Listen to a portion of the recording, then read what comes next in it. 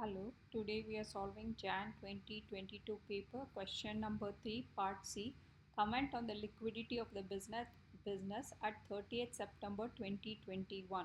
So we are supposed to calculate, supposed to comment on the liquidity from the ratios we had calculated earlier. Okay, so you can take any two ratios, liquidity ratios. Okay, so I am taking liquid ratio, and we can also comment on the trade receivables collection day period, or you can also comment on the positive bank balance.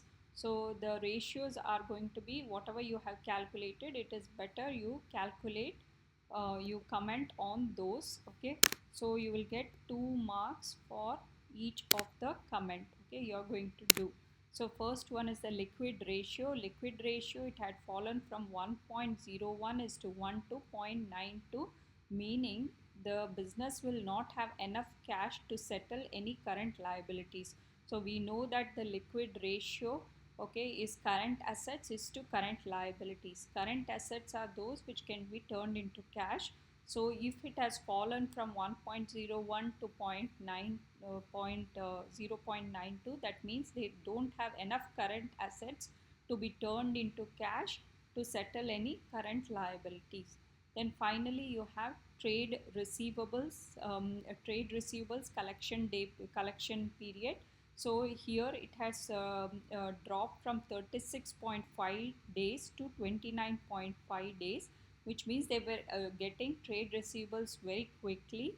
So that means there is less chance of any recoverable debt, and they have a good credit control policy. Okay, they have good credit control policy must have been implemented. That's why this number of days has reduced. Okay, and which means there is less chance of irrecoverable debt, and they will have enough cash in the business to settle any current liabilities.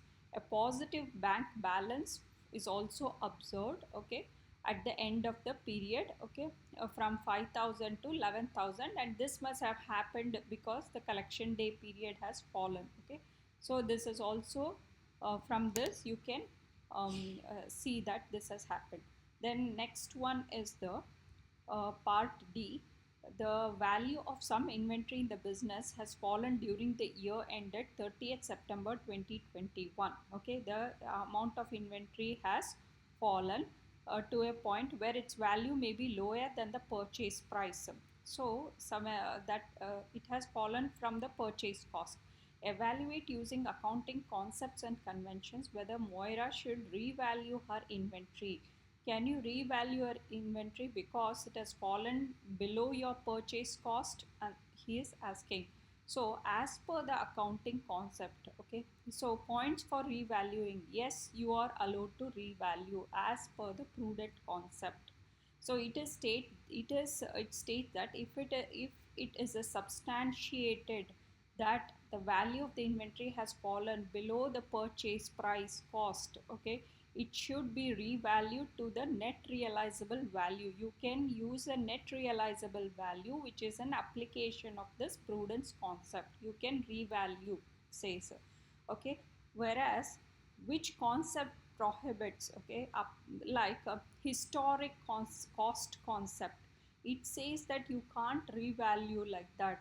So inventory and all assets should be valued only at the purchase cost. It doesn't matter. So this is as per the historic cost concept. This should only be varied if there is a definitive proof that the inventory has a lower value, and the recording the cost value in the accounts would not represent a true and a fair view.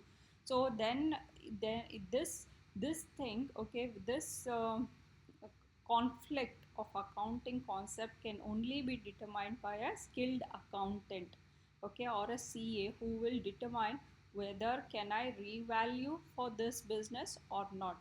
So but in general you are going to write these 2 points. So and you are going to say in conclusion the inventory should not be revalued. So what is meant by net realizable value? It is nothing but, okay, net realizable value is nothing but the selling price of an asset after you have subtracted any sale related cost you had added. Like for example, you might have added the fees, tax, everything, okay, to the selling price. So you can use NRV to revalue the cost, but not exactly at the selling price if it has fallen below